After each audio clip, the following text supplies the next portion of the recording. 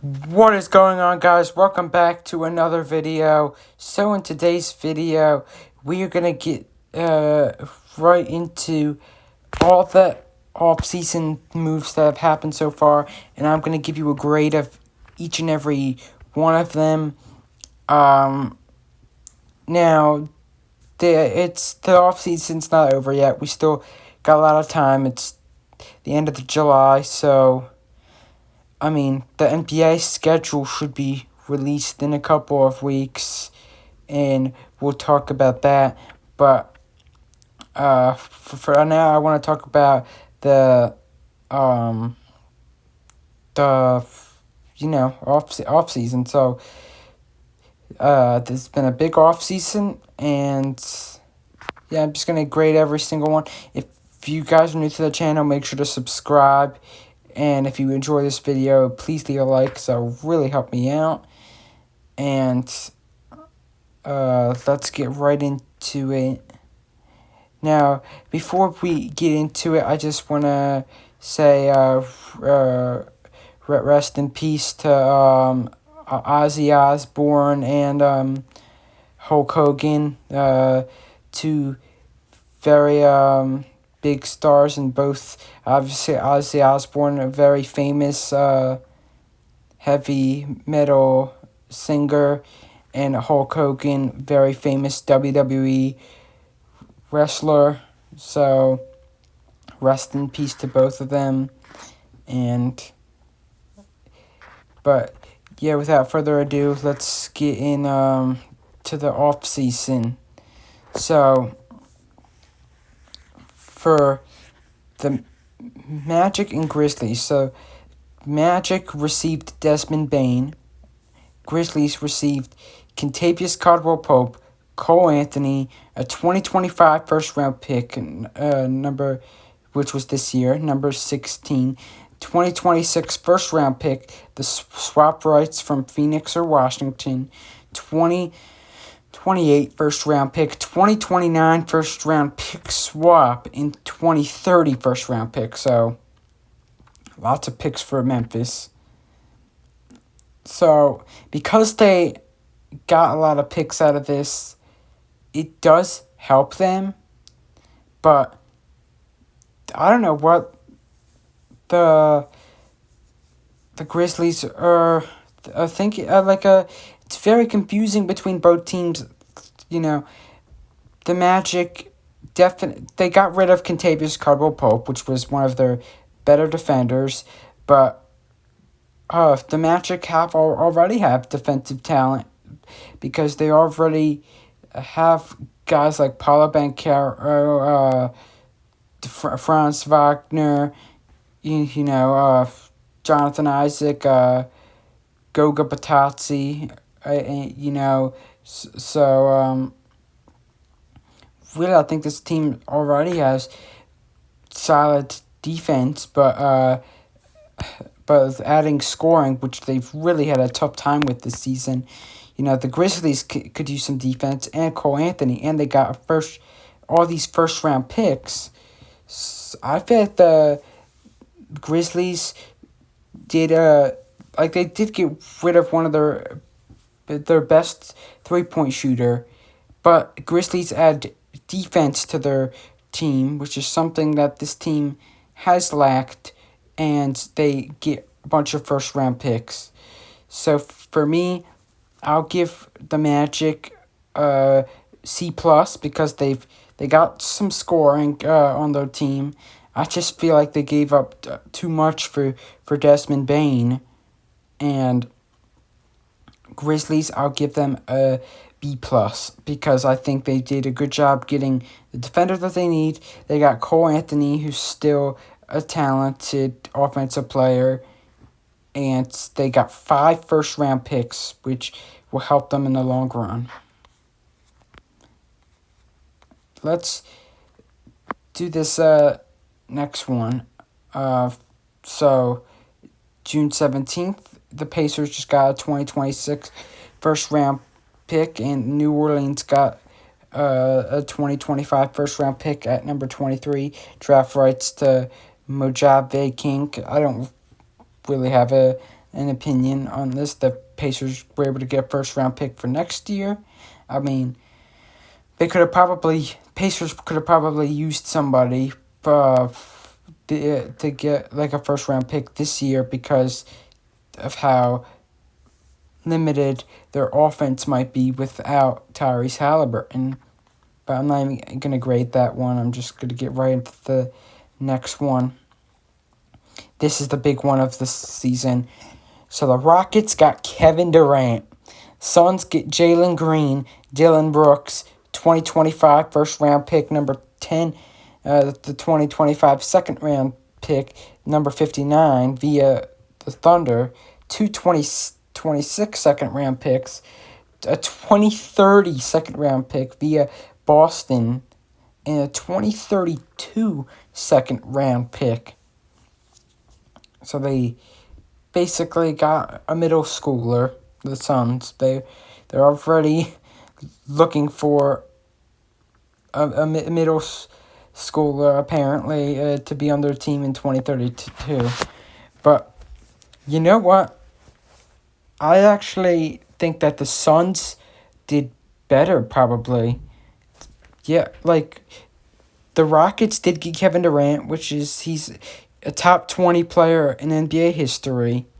He is a top 10 player currently in the NBA. My issue with this is that this doesn't help the Rockets in the long run, I don't think, because they get a 35-year-old Kevin Durant who's injury prone, and you want young talent that will help you win championships in the future. If this doesn't work out, then the Rockets are going to have to start all over because Kevin Durant is not going to be in the NBA for much longer. He's 35, so really that doesn't really help them in the long run. And the Suns getting Jalen Green, who a lot of people like to hate on, but I think he's a very talented player, very talented young player. Dylan Brooks, who again probably the most hated player in the NBA. I hate him too, but you can't deny how good of a defender Dylan Brooks is, and they get all these picks, 2025 first round, 2025 second round. They got two 2026 second round picks. I know these are all second round picks, but still, you never know with second round picks. They could be superstars. Like Jokic was a second round pick. Like Jalen Brunson was a second round pick. So you just never know. But I'll give the Rockets a B- because they still got Kevin Durant, and I'm gonna give the Suns a B+. I think they did get a good amount for Kevin Durant, and I think the Suns. But you can never. You can always have something to say about the Suns and whether they're gonna do good or not, because you can't really. The Suns are unpredictable. You don't really know what's gonna happen to this team. That's why. Then this quick trade right here: Celtics getting Anthony Simons, 2 future second round picks for Drew Holiday. The Blazers get Drew Holiday. What are the Blazers doing here? Like, I'm in shock. Right off the bat, I give Celtics an A-. They got Anthony Simons, who is going to be an all-star, and Drew Holiday, who is all washed up. I give the Blazers a D+ because he is a good defender. The Blazers are an awful defensive team, but they much rather, have Anthony Simons, who's going to be an all-star, like I said, and try to get a young defensive player to build around him so you can build a good defensive team around Anthony Simons instead of trading perhaps your best player for Drew Holiday, who is going to be retired in a few years. And that's what I don't get. Then this one, Pelicans receiving Jordan Poole and Sadiq Bey, but in a 2025 second round pick, number 40. Wizards getting CJ McCollum and Kelly Olynyk. Now, the Wizards, I think their management has done a great job. I think they know how to rebuild a team. They know how to get good talent on their team. Pelicans, I think, also did well. I think Jordan Poole is underrated. I felt like on the Warriors he was overrated, but as he gets down to like the Wizards, people don't recognize him, but people should. People who watch the NBA and watch other teams, see how other teams are, would know that Jordan Poole is not this trash player like people say. And that is why the Pelicans did a great job. Wizards getting CJ McCollum, who is an older player, but it's a good veteran presence to the Wizards. Kelly Olynyk, another great veteran presence to the team, in a future second round pick. Kelly Olynyk will be the backup center, I'm sure, for Washington, and CJ McCollum at the 1, perhaps. We'll see what the Wizards will do, but I feel like both teams didn't do much wrong. I'll give them both a B+ for this. This one, the Hawks and the Nets. What is Brooklyn doing? The Hawks, now, actually, people will say that the Hawks won straight up, but there's some things that you have to look at. So Kristaps Porzingis in a second round pick for the Hawks. The Nets getting Terrence Mann in a 2025 first round pick, number 22. Now, they got a first round pick, which really helps to their whole list of first round picks that they got this season. And Terrence Mann, who's a lockdown defender, solid role player.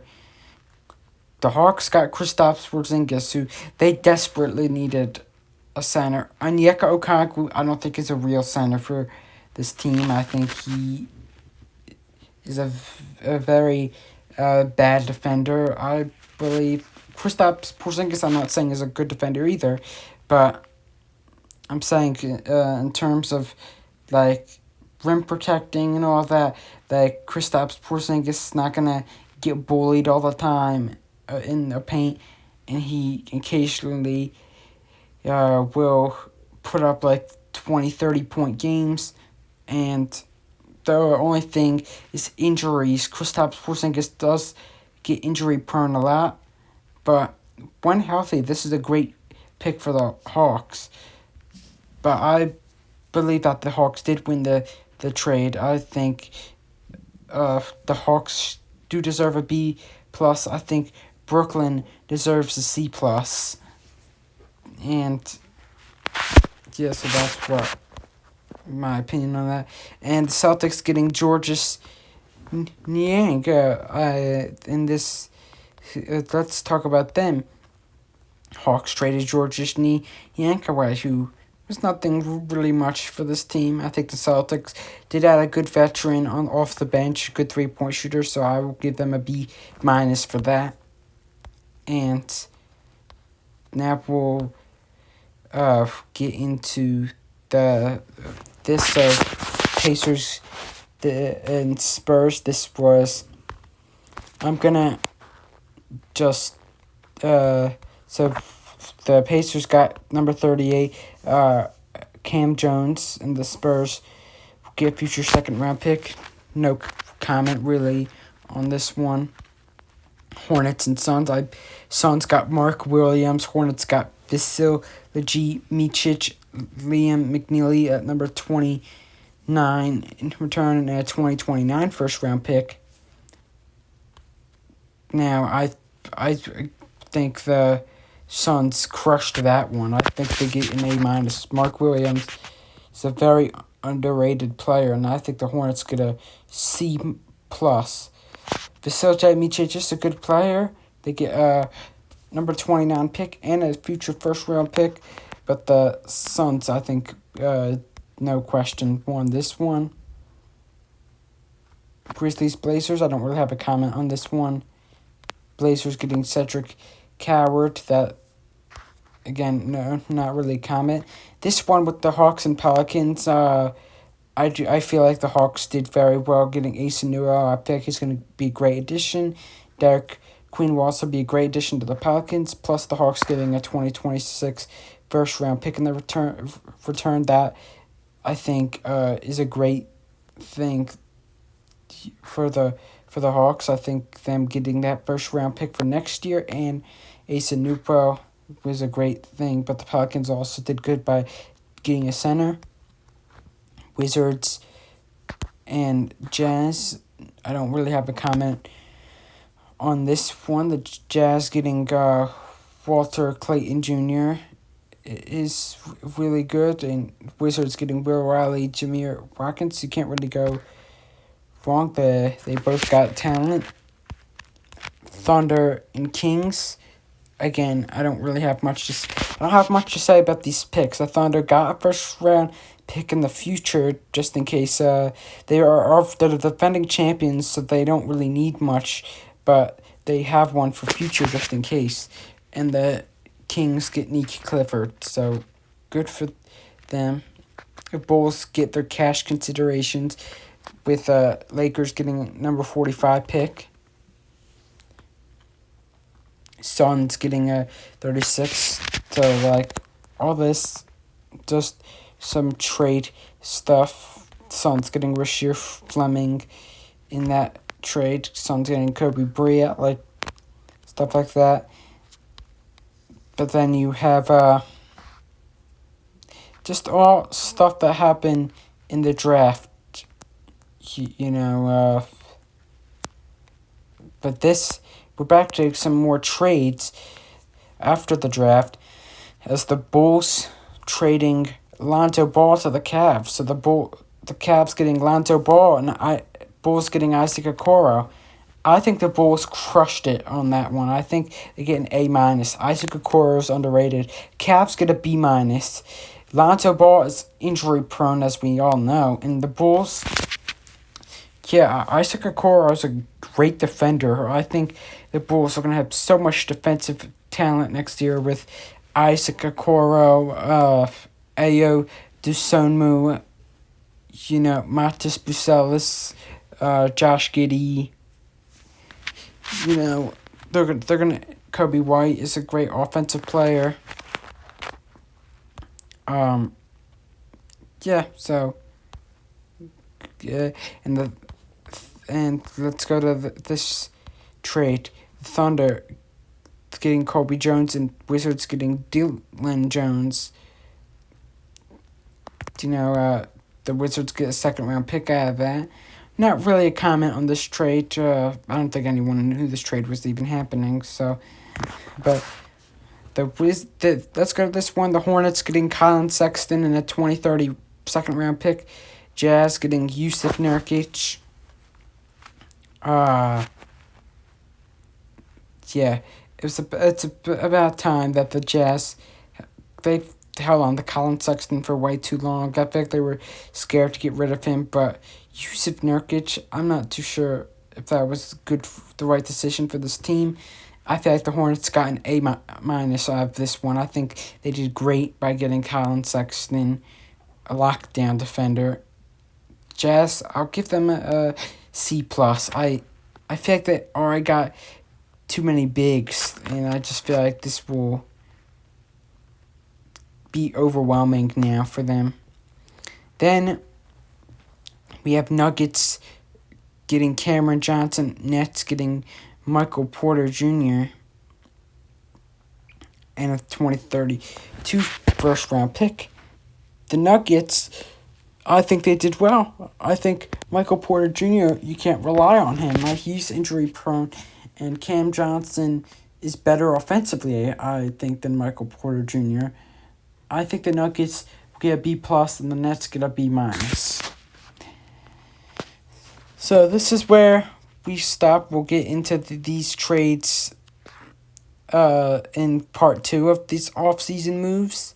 I hope you guys enjoyed this video. If you're new, make sure to subscribe and hit the like button on this video, and I'll see you in the next video. Peace out.